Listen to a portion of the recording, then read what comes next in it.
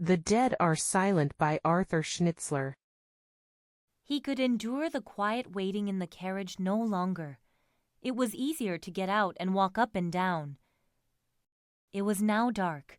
The few scattered lamps in the narrow side street quivered uneasily in the wind. The rain had stopped. The sidewalks were almost dry, but the rough paved roadway was still moist, and little pools gleamed here and there. Strange, isn't it? Thought Franz. Here we are, scarcely 100 paces from the Prater, and yet it might be a street in some little country town. Well, it's safe enough, at any rate. She won't meet any of the friends she dreads so much here. He looked at his watch. Only just 7, and so dark already. It is in early autumn this year, and then this confounded storm. He turned his coat collar up about his neck and quickened his pacing. The glass in the street lamps rattled lightly. "Half an hour more," he said to himself. "Then I can go home. I could almost wish that half hour were over." He stood for a moment on the corner, where he could command a view of both streets. "She'll surely come today." His thoughts ran on, while he struggled with his hat, which threatened to blow away. "It's Friday. Faculty meeting at the university. She needn't hurry home." He heard the clanging of streetcar gongs, and the hour chimed from a nearby church tower. The street became more animated. Hurrying figures passed him, clerks of neighboring shops. They hastened onward, fighting against the storm. No one noticed him. A couple of half-grown girls glanced up in idle curiosity as they went by. Suddenly, he saw a familiar figure coming toward him. He hastened to meet her. Could it be she, on foot? She saw him and quickened her pace. "You are walking?" he asked. "I dismissed the cab in front of the theater. I think I've had that driver before." A man passed them, turning to look at the lady. Her companion glared at him, and the other passed on hurriedly. The lady looked after him. "Who was it?" she asked anxiously. "Don't know him. We'll see no one we know here, don't worry. But come now, let's get into the cab." "Is that your carriage?" "Yes." "An open one?" "It was warm and pleasant when I engaged it an hour ago." They walked to the carriage. The lady stepped in. "Driver!" called the man. "Why, where is he?" asked the lady. Franz looked around. "Well, did you ever? I don't see him anywhere."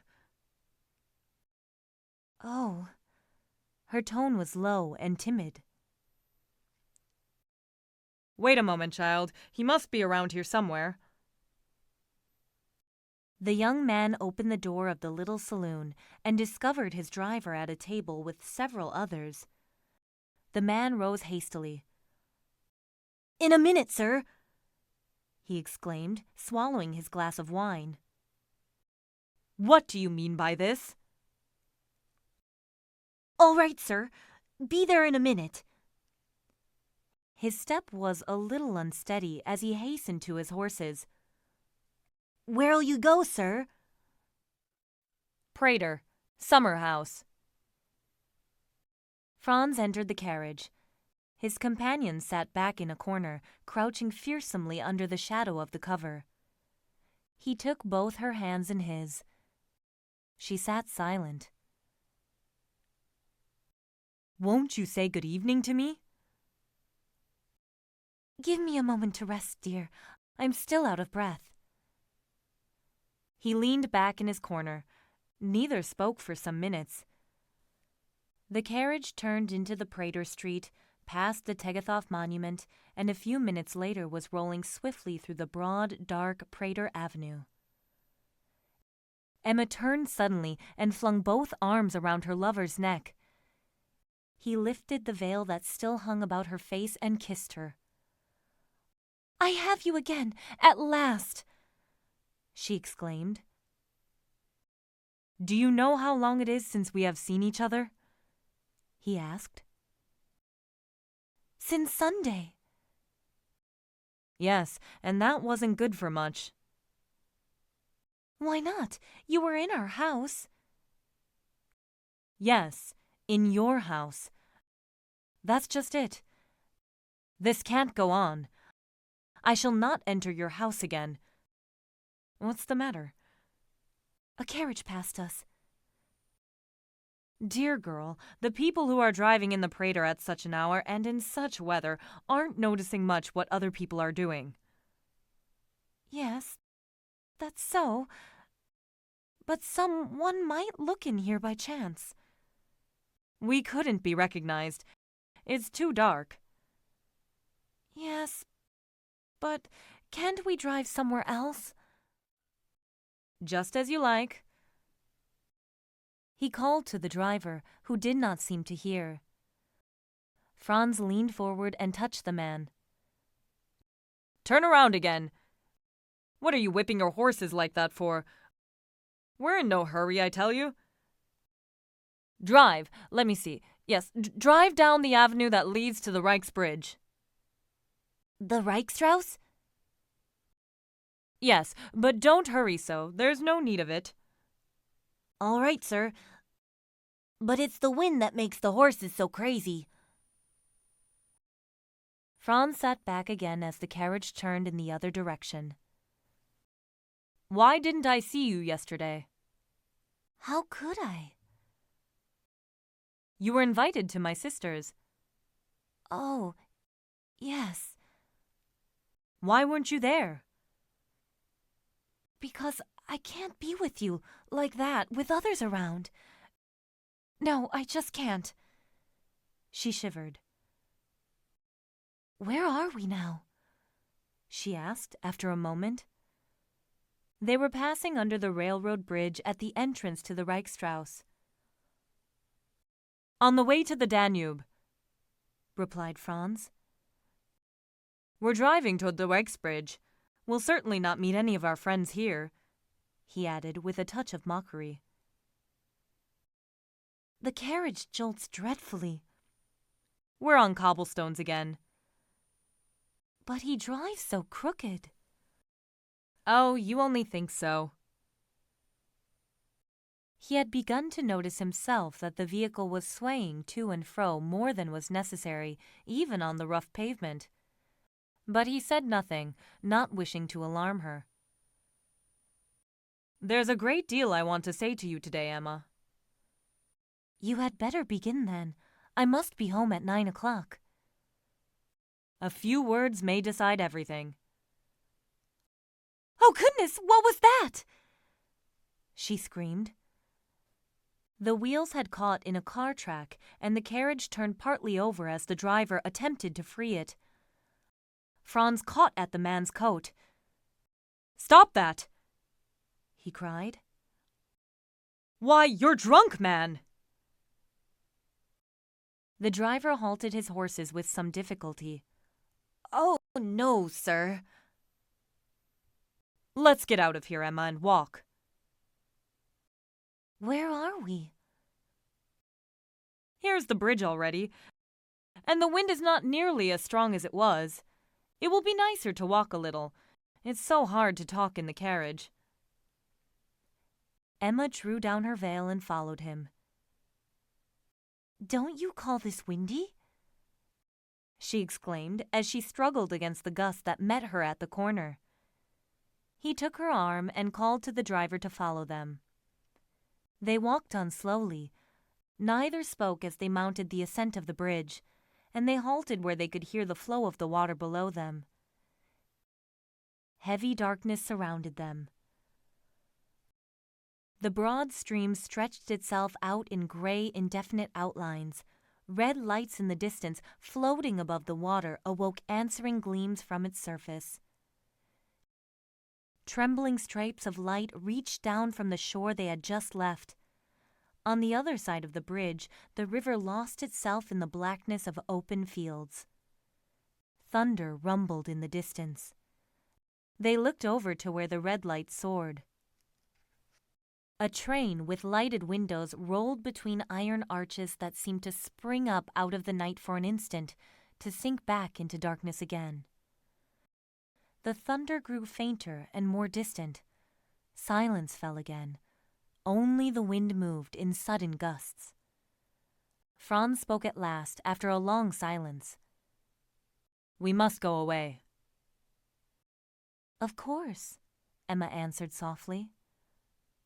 "We must go away," he continued with more animation. "Go away altogether. I mean—" "Oh, we can't." "Only because we are cowards, Emma." "And my child?" "He will let you have the boy, I know." "But how shall we go?" Her voice was very low. "You mean to run away?" "Not at all. You have only to be honest with him, to tell him that you cannot live with him any longer, that you belong to me." "Franz, are you mad?" "I will spare you that trial if you wish. I will tell him myself." "No, Franz, you will do nothing of the kind." He endeavored to read her face, but the darkness showed him only that her head was turned toward him. He was silent a few moments more. Then he spoke quietly.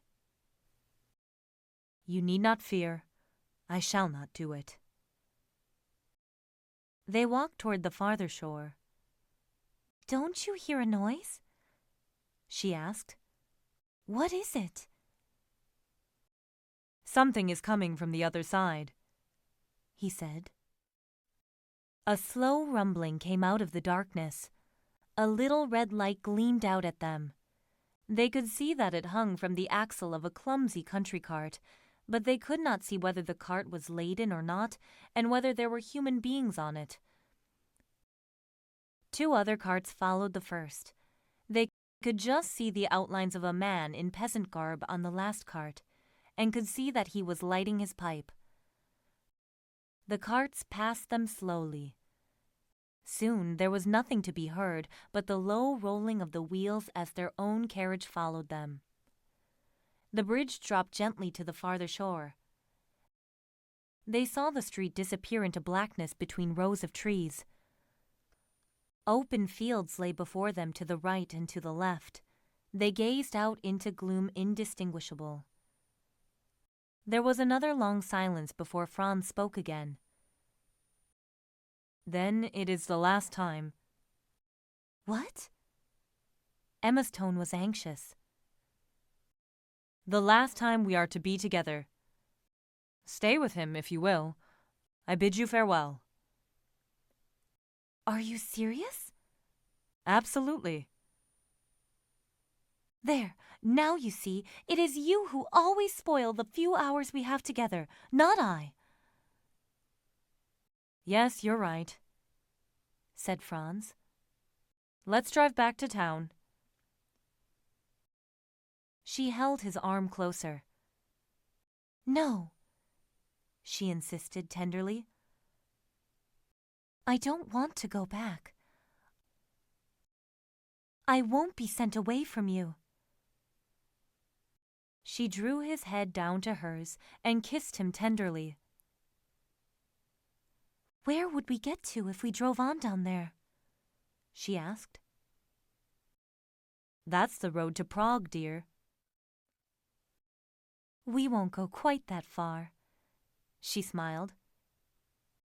"But I'd like to drive on a little down there." She pointed into the darkness. Franz called to the driver. There was no answer.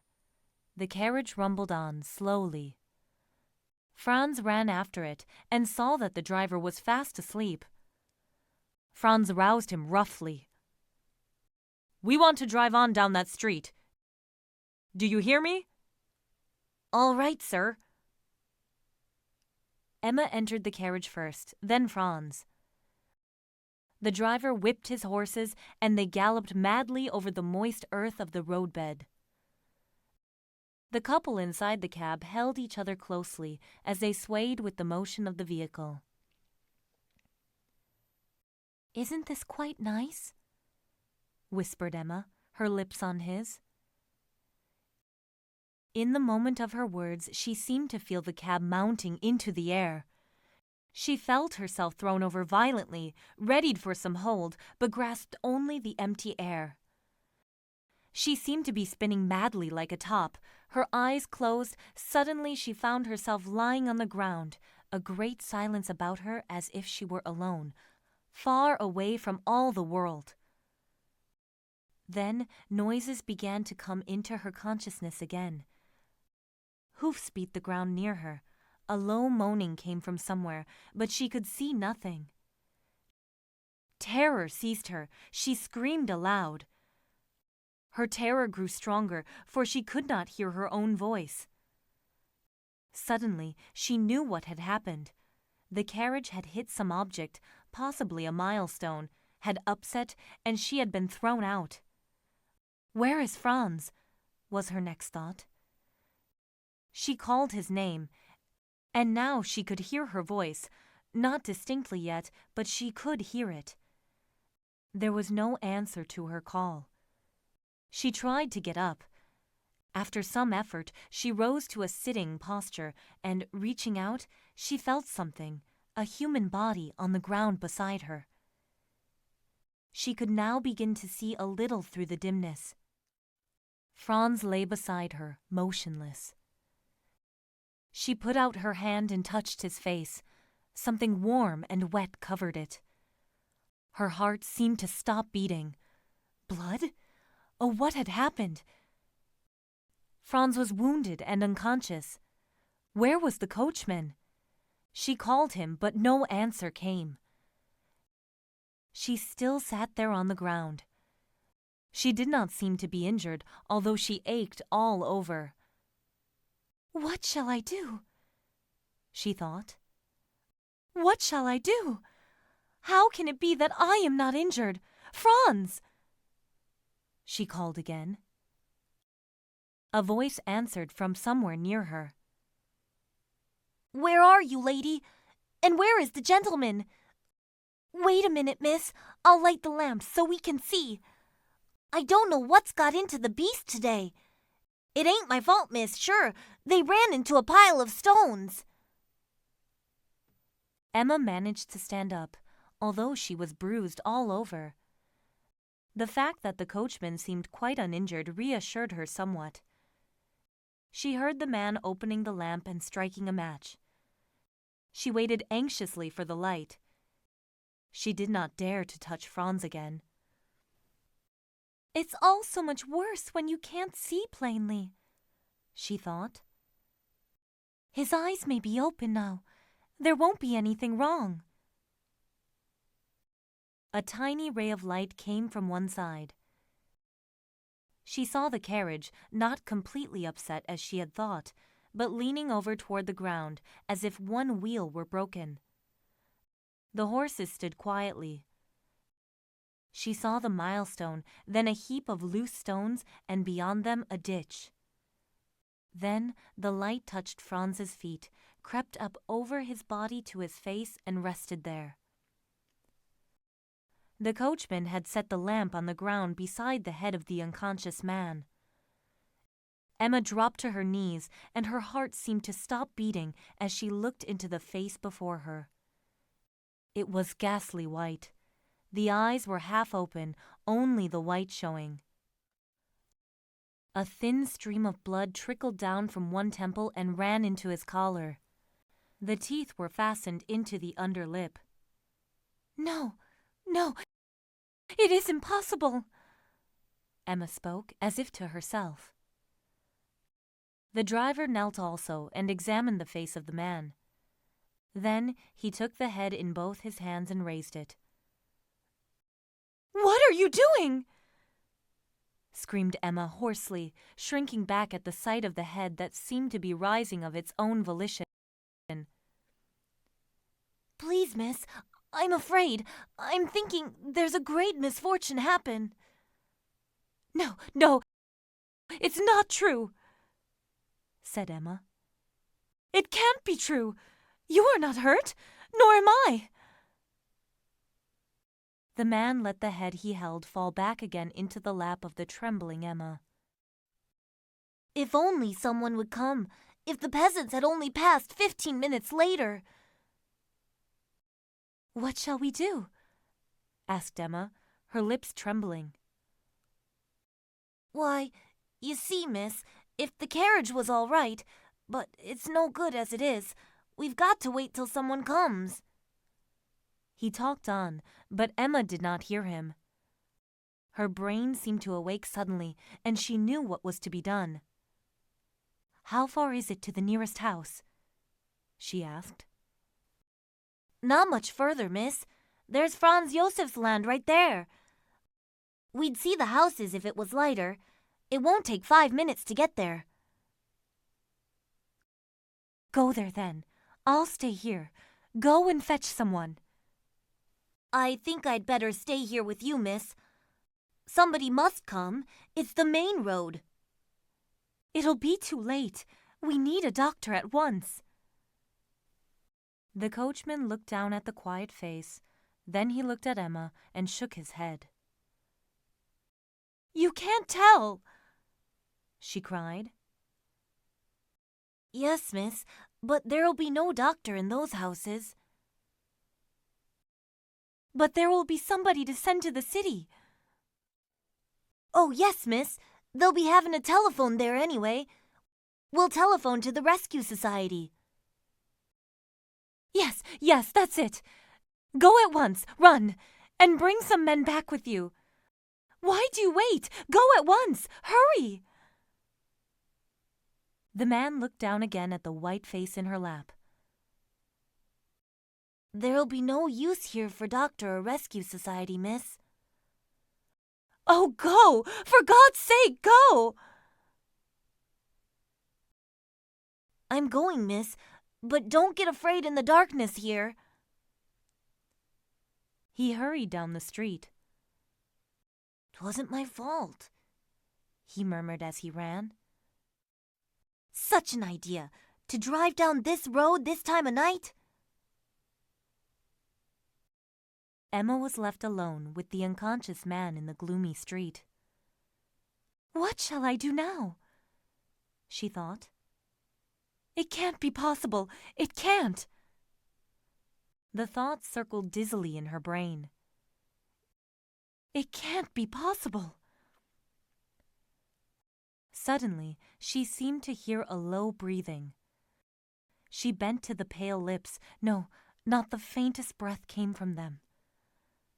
The blood had dried on temple and cheek. She gazed at the eyes, the half-closed eyes, and shuddered. Why couldn't she believe it? It must be true. This was death. A shiver ran through her. She felt but one thing. This is a corpse. I am here alone with a corpse that rests on my lap. With trembling hands, she pushed the head away until it rested on the ground. Then a feeling of horrible aloneness came over her. Why had she sent the coachman away? What should she do here all alone with this dead man in the darkness? If only someone would come. But what was she to do then if anybody did come? How long would she have to wait here? She looked down at the corpse again. But I am not alone with him, she thought. The light is there. And the light seemed to her to become alive, something sweet and friendly, to which she owed gratitude. There was more life in this little flame than in all the wide night about her. It seemed almost as if this light was a protection for her, a protection against a terrible pale man who lay on the ground beside her. She stared into the light until her eyes wavered and the flame began to dance. Suddenly, she felt herself awake, wide awake. She sprang to her feet. Oh, this would not do. It would not do at all. No one must find her here with him. She seemed to be outside of herself, looking at herself standing there on the road, the corpse and the light below her. She saw herself grow into strange, enormous proportions, high up into the darkness. What am I waiting for? She asked herself, and her brain reeled. What am I waiting for? The people who might come? They don't need me.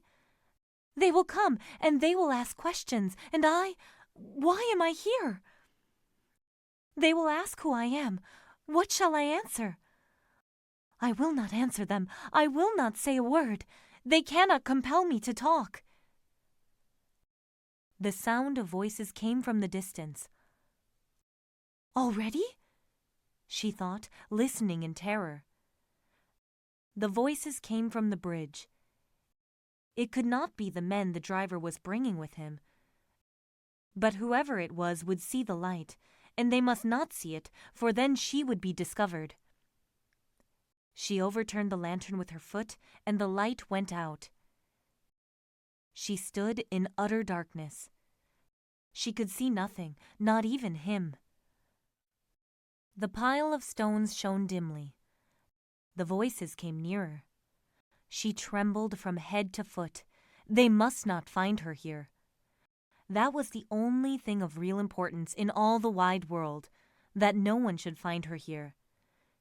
She would be lost if they knew that this corpse, was her lover. She clasps her hands convulsively, praying that the people, whoever they were, might pass by on the farther side of the road and not see her. She listens breathless. Yes, they are there, on the other side. Women, 2 women, or perhaps 3. What are they talking about? They have seen the carriage. They speak of it. She can distinguish words.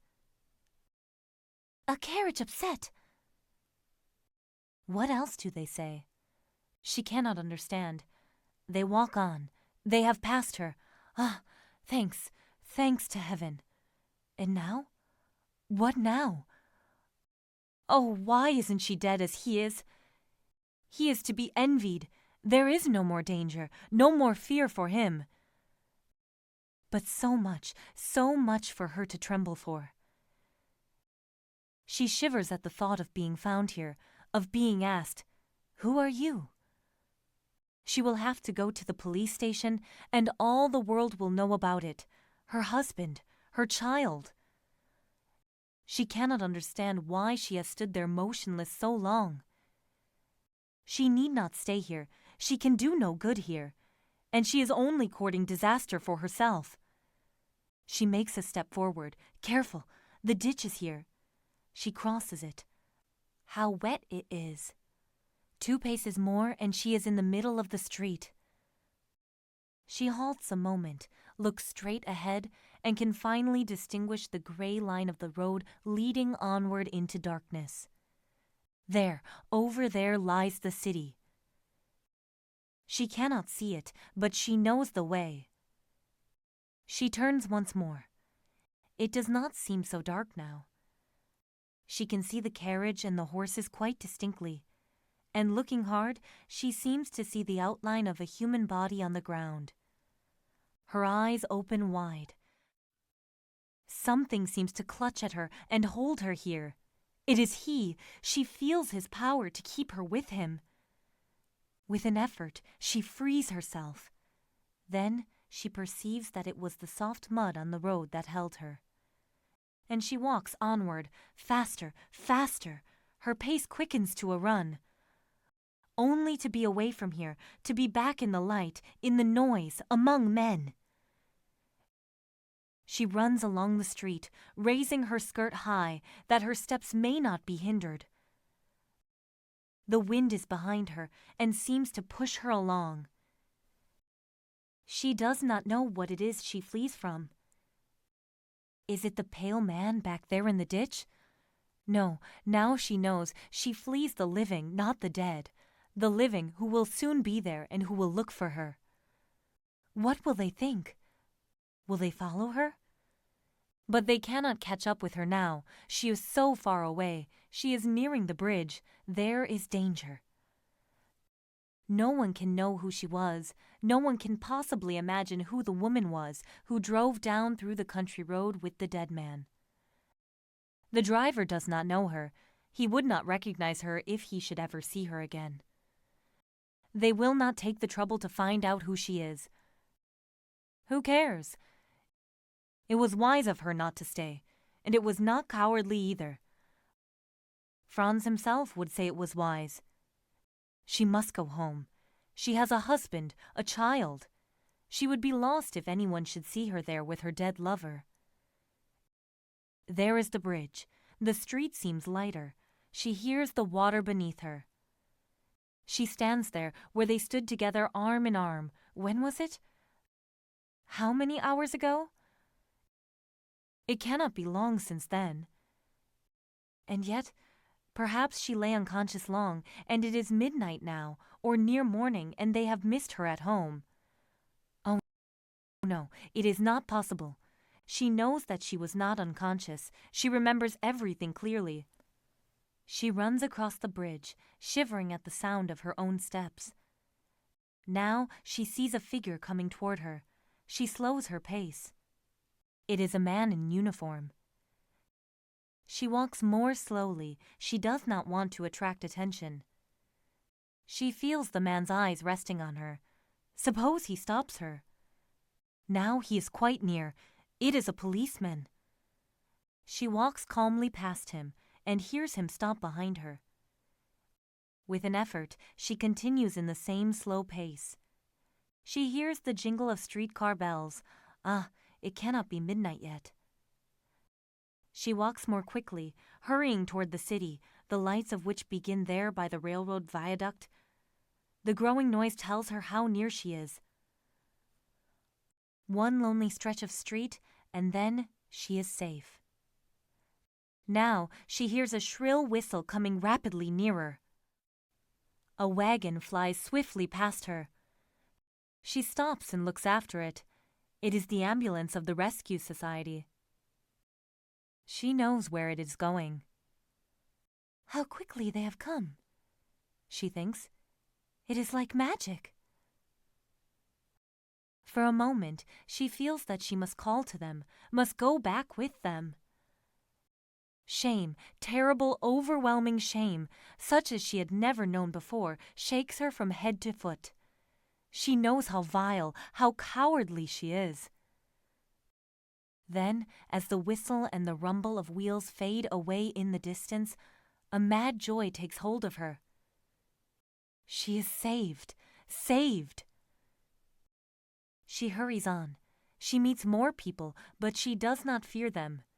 The worst is over. The noise of the city grows louder. The street is lighter.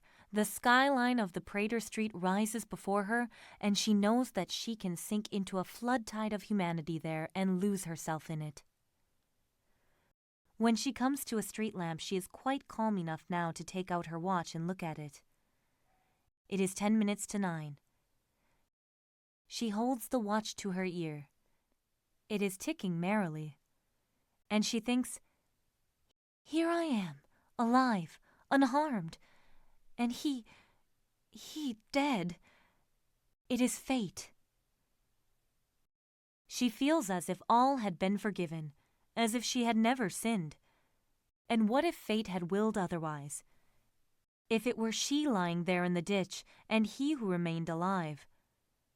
He would not have run away, but then he is a man. She is only a woman. She has a husband, a child.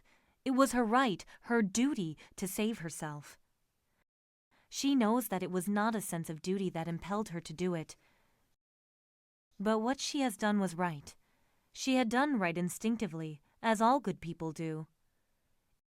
If she had stayed, she would have been discovered by this time. The doctors would question her, and all the papers would report it next morning. She would have been ruined forever, and yet her ruin could not bring him back to life. Yes, that was the main point. Her sacrifice would have been all in vain. She crosses under the railway bridge and hurries on. There is the Tegethoff column, where so many streets meet.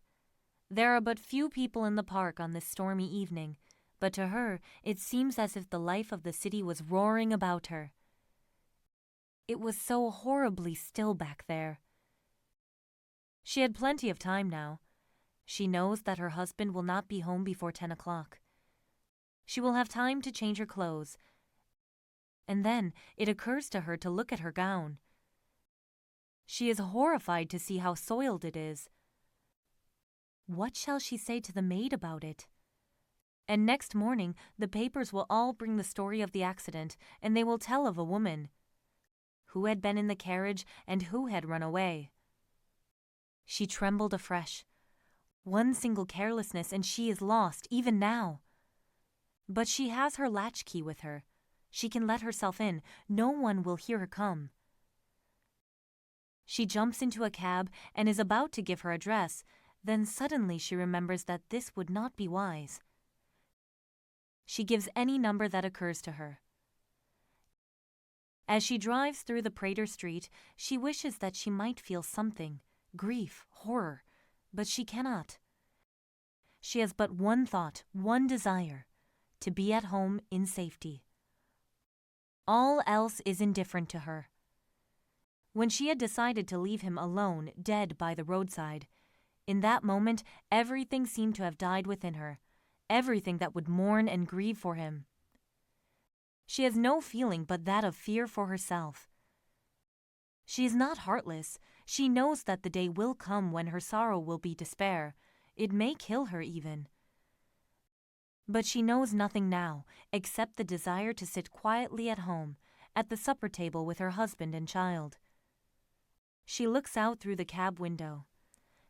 She is driving through the streets of the inner city. It is brilliantly light here, and many people hurry past. Suddenly, all that she has experienced in the last few hours seemed not to be true.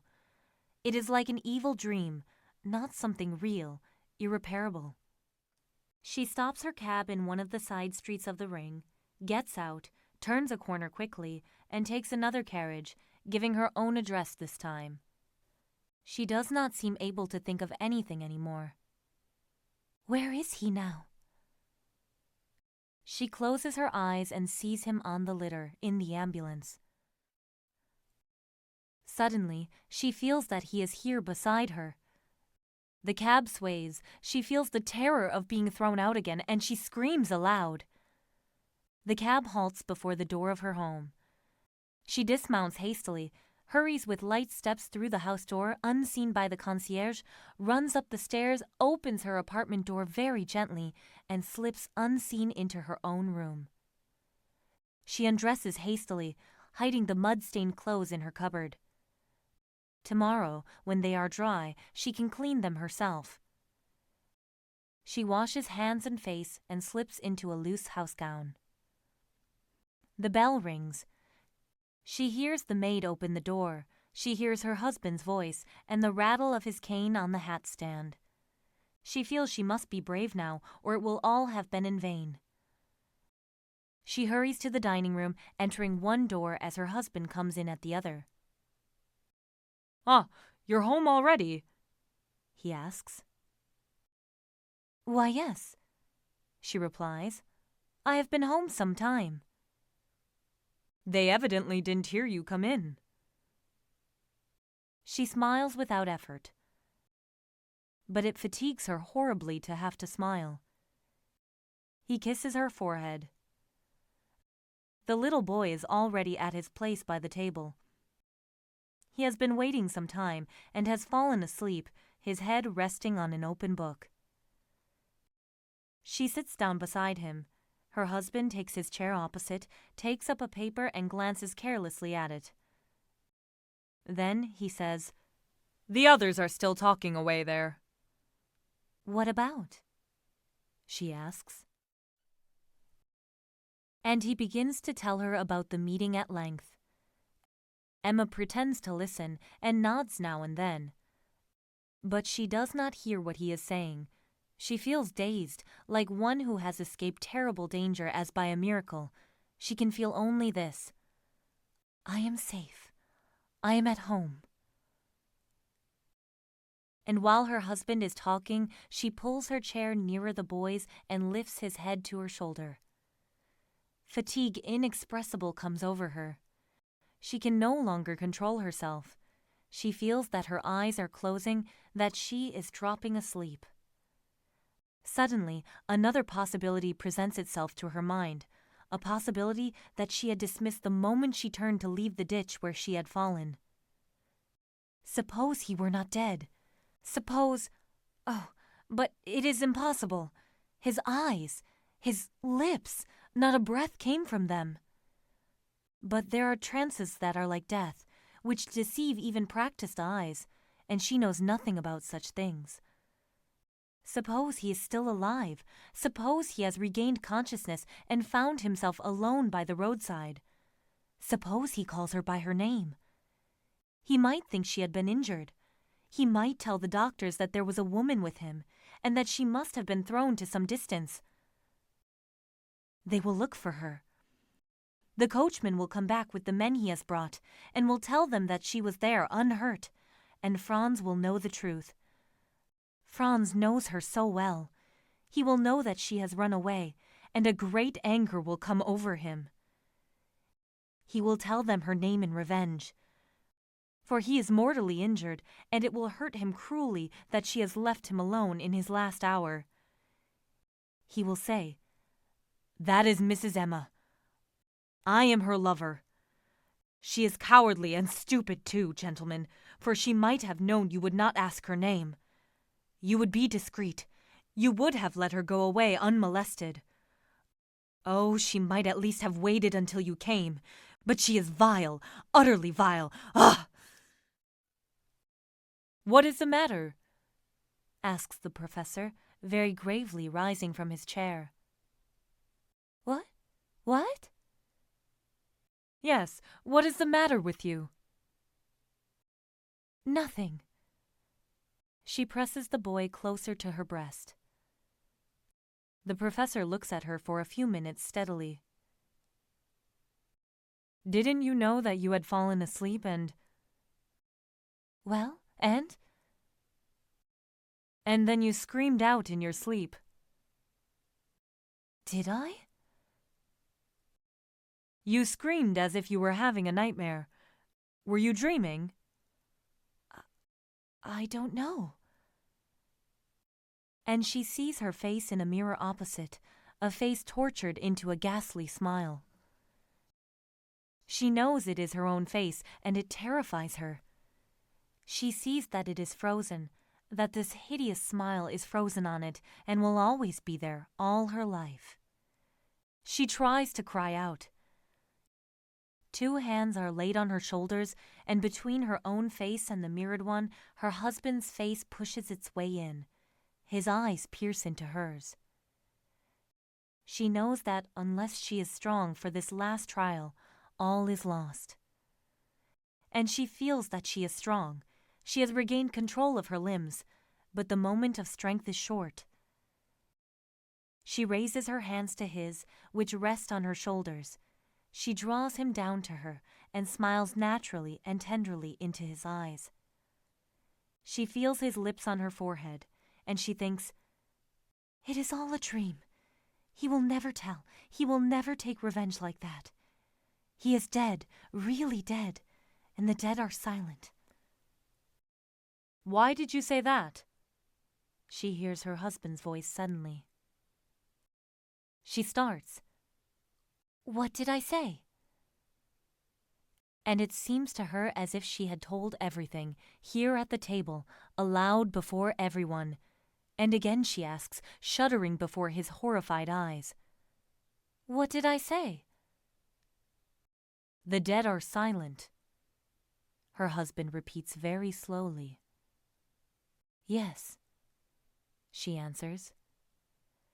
and she reads in his eyes that she can no longer hide anything from him. They look long and silently at each other. "Put the boy to bed," he says at last. "You have something to tell me, have you not?" Yes. She knows now that within a few moments she will tell this man everything, this man whom she has deceived for many years. And while she goes slowly through the door, holding her boy, she feels her husband's eyes still resting on her, and a great peace comes over her, the assurance that now many things would be right again.